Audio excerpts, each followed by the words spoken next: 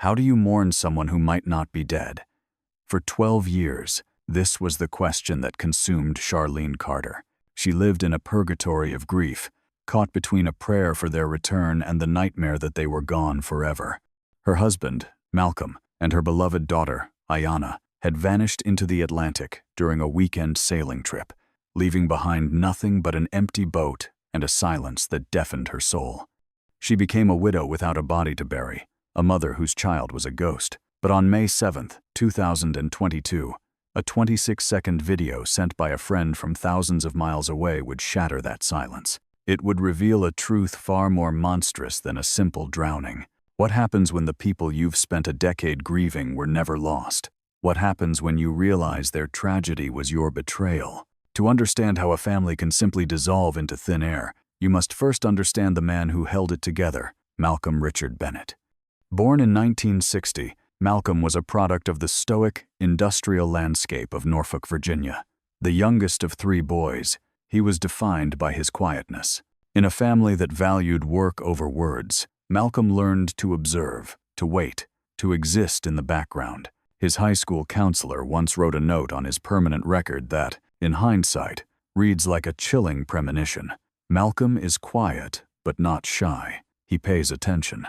At 18, he joined the Navy, not for glory, but for structure. For 2 decades, he served as a radar technician, a man who tracked movements from the shadows. He was dependable, disciplined, and deeply private. He married once, a brief union that ended when his wife died of cancer. Shipmates noted he returned from his leave a colder, more solitary man. He retired with honors but no real friends, a ghost in his own life story. When he moved to Charleston and met the warm, widowed single mother Charlene Carter, people saw a perfect match. He was stable, respectful, and never raised his voice. But they misread his stillness for peace. They mistook his patience for kindness. They didn't realize that for a predator, patience isn't a virtue, it's a weapon.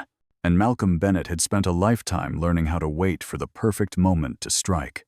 For Charlene, who had been abandoned by her daughter's biological father, Malcolm's steadfast presence felt like a sanctuary. He never pushed, never demanded. He moved with a deliberate, methodical grace that slowly filled the cracks in their small family. He didn't try to replace Ayanna's father. Instead, he simply erased the need for one. The wedding, in June of 2004, was a modest affair. 8-year-old Ayanna sat in the front row, a silent observer in a pink dress, her eyes darting everywhere but the camera. She seemed detached, a spectator at her own life's reshaping. The breakthrough, when it came, felt profound. One evening, Ayanna called him Dad for the first time. Charlene was moved to tears. Malcolm, ever the master of control, simply nodded and passed the salt. To Charlene, it was a sign they had finally become a family. She cherished a drawing Ayanna made for school, a boat on the ocean with the 3 of them, captioned, "We don't sink." At the time, she saw it as a sweet declaration of their newfound stability. She would later realize it wasn't a child's promise. It was the mission statement for a plan she knew nothing about. The sailing trip started as a thing between a stepfather and his daughter. But what Charlene saw as healthy bonding was, in reality, a masterclass in isolation. Once a week became twice, then 3 times. They'd return after dark with calm explanations. The tide was against us. We lost track of time. Ayanna began to change. Her teachers described her as mature beyond her years, and respectful but guarded. She was always aware, always watching. Charlene saw this as strength, a sign of her daughter's resilience. She didn't see the walls being built around her. Ayanna's world began to shrink, until the only things in it were her, Malcolm, and the sea.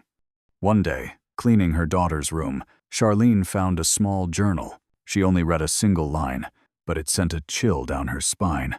"The sea feels safer than land." When she mentioned it to Malcolm, his response was disarmingly smooth. "She's sensitive," he said.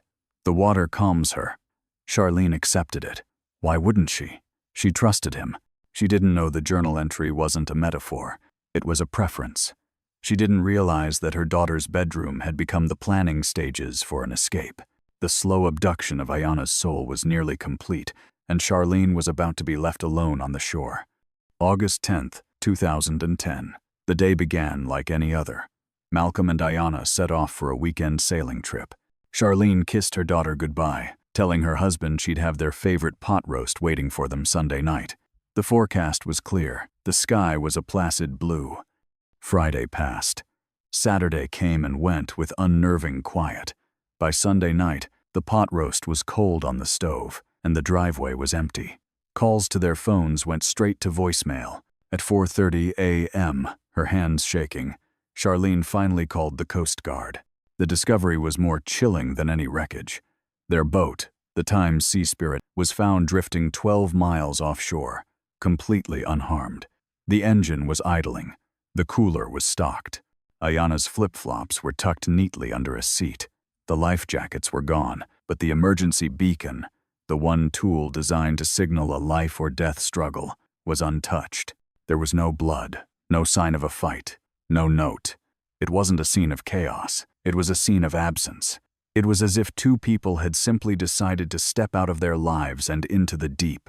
Investigators were facing a terrifying question. If you are in mortal danger, what would stop you from calling for help? Unless, of course, you were never in danger at all.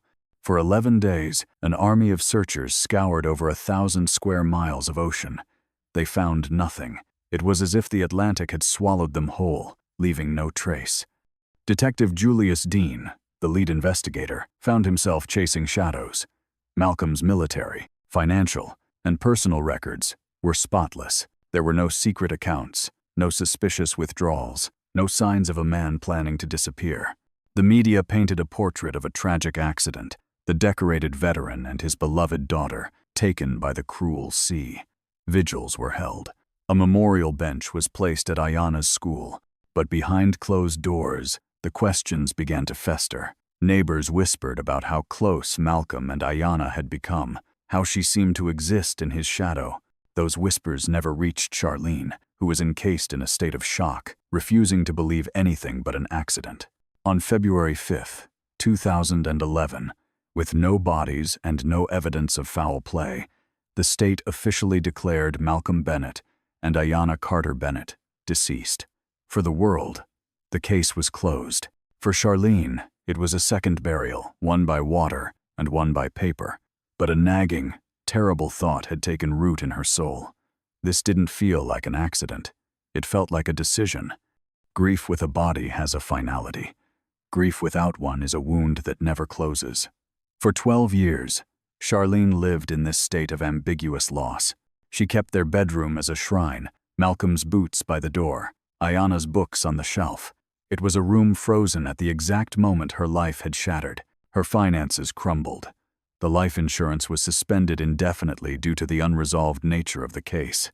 She took on a second job cleaning offices at night, her body exhausted but her mind racing, her faith fractured.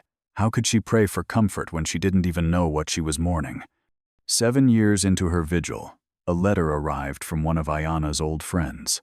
It spoke of a weirdness she and others had noticed, a way Ayanna clung to Malcolm that didn't feel like a normal father-daughter bond. Charlene read the words, folded the letter, and buried it. The truth was too monstrous to face, but every year, on the anniversary of their disappearance, as she lit a single candle, she couldn't shake the gut-wrenching feeling that she wasn't honoring the dead. She was waiting for the truth to wash ashore. On May 7, 2022, the truth finally arrived. It came not as a knock on the door, but as a casual text from a friend vacationing in Ecuador. The message contained a 26-second video of a local festival. Charlene opened it without a thought, a brief window into a world of color and joy. And then, at the 10-second mark, the camera panned. There, blurred in the background, was a man and a woman, dancing. They moved as one, his arm around her waist, their heads tilted close as they laughed. And Charlene's world stopped turning. The man was older, heavier, with a gray beard, but the way he stood, that half-smile, it was him. It was Malcolm. And the woman in his arms, she was no longer a girl, but her posture, the tilt of her head, the shape of her laugh, it was Ayanna. It wasn't a guess. It was a gut punch of recognition, instant and absolute. Her husband, her daughter, alive, dancing. Charlene didn't scream. She didn't cry. An icy calm washed over her. The 12 years of candles, of preserved bedrooms, of unanswered prayers, it was all a lie. They hadn't been taken from her. They had left her. And in that moment, grief didn't just turn to anger. It crystallized into something harder, colder, and far more dangerous. For days, Charlene existed in a fugue state. She went to work. She smiled. But her mind was replaying every clue she had ignored. The sailing trips, the locked door, the journal entry. It was a confession. The whispers from neighbors and the letter from Ayana's friend were no longer paranoid theories. They were eyewitness accounts to a grooming that had happened right under her nose.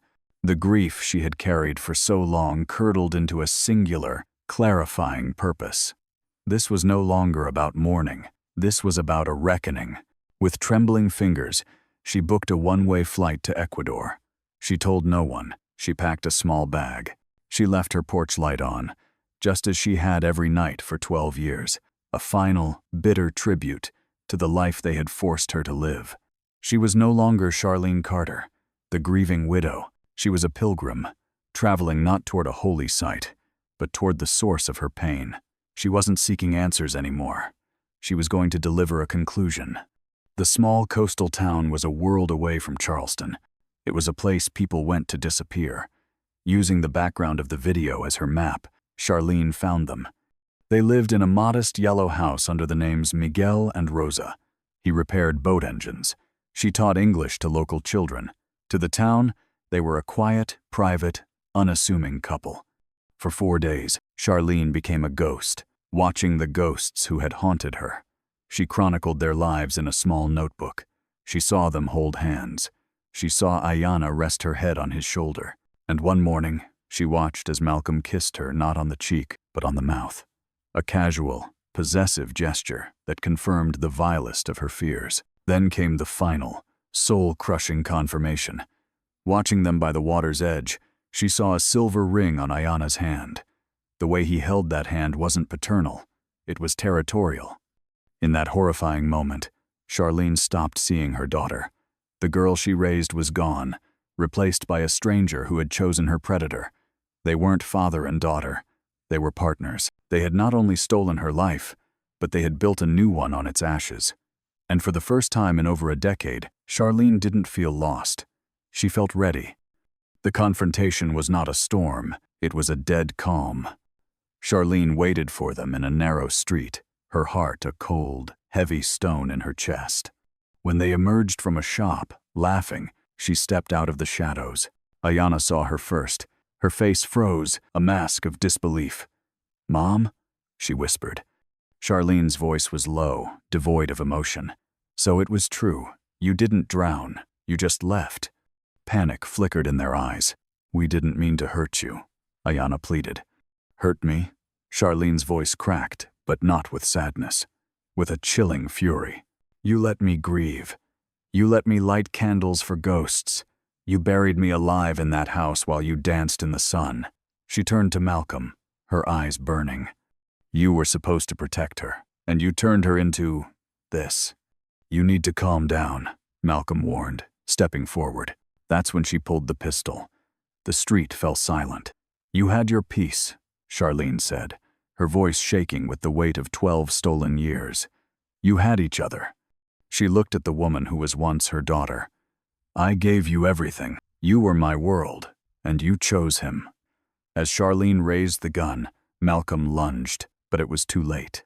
The first shot was for the husband who betrayed her. The second was for the daughter she had lost twice. As screams erupted around her, Charlene stood still, the gun warm in her hand, the deafening silence in her soul finally broken. Charlene didn't run. She didn't resist. When the police arrived, she placed the pistol gently on the cobblestones and held her hands in the air. She was booked without incident. At the precinct, she was a specter of calm. The next morning, she asked to give her statement. "My name is Charlene Marie Carter. I had one child. Her name was Ayana. In 2010, they went sailing and never returned. I lit a candle every August for 12 years. I buried them without coffins. Then I saw a video. It was them. Alive. I flew there.